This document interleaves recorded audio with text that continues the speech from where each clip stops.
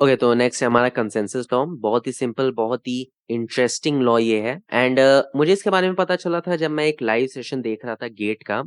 मैं आपको लिंक नीचे दे दूंगा अगर आपको वो भी देखना है तो। बहुत ही इंटरेस्टिंग था वो सेशन। टीचर ने इसको बहुत ही अच्छे तरीके से पढ़ाया था एंड मुझे कोई शेम नहीं है ये एक्सेप्ट करने में कि मैंने इसको कहीं और से पढ़ा है, क्योंकि ऑब्वियस सी बात है मैं ये चीज लेके पैदा नहीं हुआ था, मैंने कहीं से पढ़ाई है। अब चाहे बुक से पढ़ूं, ऑनलाइन कोर्स से पढ़ूं, सेम ही चीज है यार। ओके, बोलने में क्या शर्म है कि मैंने यहाँ से पढ़ा है। ओके, स्टार्ट करते हैं। तो ये लॉ ये बोलता है सबसे पहले तो किसी भी टर्म पे, किसी भी इक्वेशन पे अप्लाई होने के लिए कंसेंसस लॉ के दो रूल्स होते हैं। ओके, जब ये दो रूल्स सेटिस्फाई होंगे तभी हम लोग उस फॉर्म पे, उस इक्वेशन पे कंसेंसस लॉ लगा सकते हैं। आइए देखते हैं कि ये दो रूल्स क्या हैं।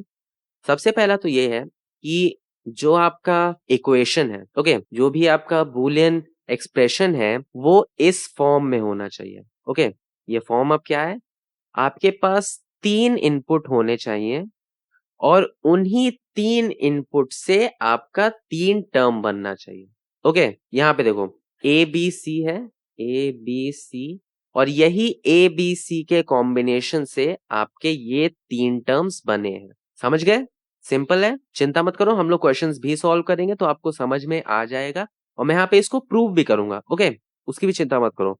सारे लॉज को मैं प्रूव भी करके दिखा रहा हूं ताकि आपको कोई कंफ्यूजन ना हो, रटना नहीं है। ओके, सबसे पहले तो ये रूल कि आपका इस फॉर्म को फॉलो करना चाहिए। दूसरा ये बोलता है कि किसी भी एक इनपुट, ओके, ए बी या सी, किसी भी एक इनपुट नॉर्मल और कॉम्प्लीमेंट दोनों फॉर्म में होना चाहिए। ओके, अब यहाँ पे ध्यान से देखो मेरा ये बोलने का क्या मतलब है।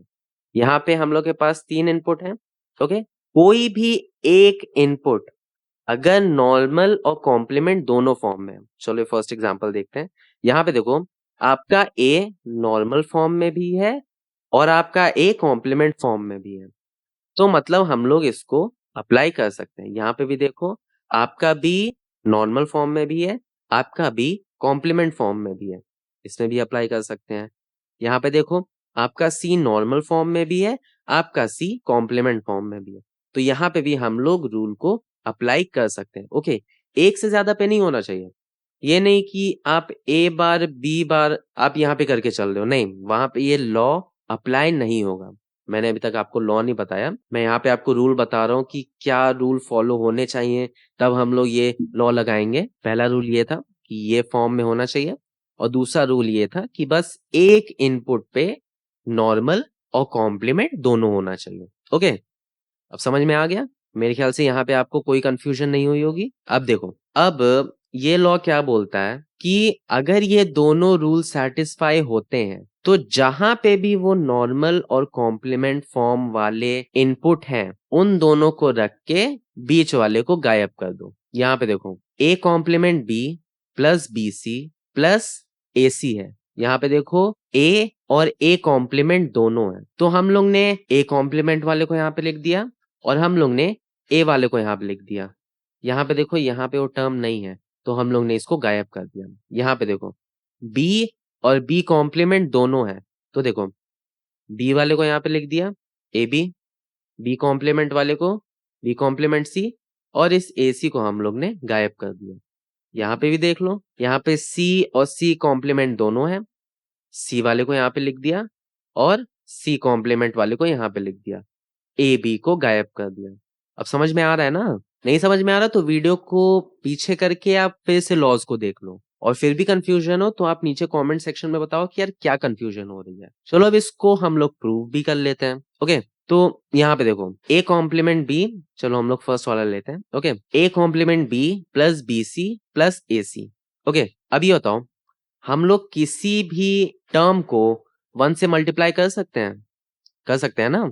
किसी भी नंबर को अगर आप 1 से मल्टीप्लाई करोगे तो वही आएगा ना, तो हम लोग भी यहाँ पे इसको 1 डॉट बी सी लिख सकते हैं। अब यहाँ देखो यहाँ पे क्या आया, यहाँ पे आपका आया A complement B plus 1 dot B C plus A C. अब हम लोग 1 को ए प्लस ए कॉम्प्लीमेंट लिख सकते हैं, लिख सकते हैं कि नहीं लिख सकते हैं? तो लिख देते हैं यहाँ पे A complement B plus A complement B C plus A C. अब इस ब्रैकेट को खोल दो यहाँ पे, A complement B plus ABC plus A bar BC plus AC। Okay, अब ये बताओ, इसमें और इसमें A कॉम्प्लीमेंट B कॉमन है ना? इसमें और इसमें AC कॉमन है, तो कॉमन निकाल दो। यहाँ पे हम लोग ने निकाला A कॉम्प्लीमेंट B, क्या बचा? 1 प्लस C। यहाँ पे हम लोग ने निकाला AC, यहाँ पे क्या बचा? B plus 1।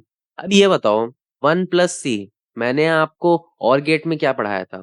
अगर कहीं भी 1 प्लस समथिंग हो, चाहे जितने भी इनपुट बाद में हो, आउटपुट आपका 1 ही आएगा। और गेट का लॉ है कि अगर एक भी इनपुट 1 आया, तो आपका आउटपुट 1 आएगा। तो क्या हम लोग 1 प्लस C को 1 लिख सकते हैं? बिल्कुल लिख सकते हैं। तो मतलब कि ये टर्म तो गायब हो गया। बचा क्या? A complement B। यहाँ पे भी सेम है। B प्लस 1 को आप 1 लिख सकते हो। बचा क्या? AC। यहाँ पे देख लो, आउटपुट क्या है?